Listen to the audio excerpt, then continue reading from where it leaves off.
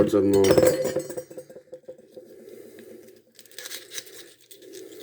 Peel off all the brown flowers. And once you got them all cut, or once you got them all peeled off, just cut them in half, put them back in the bowl.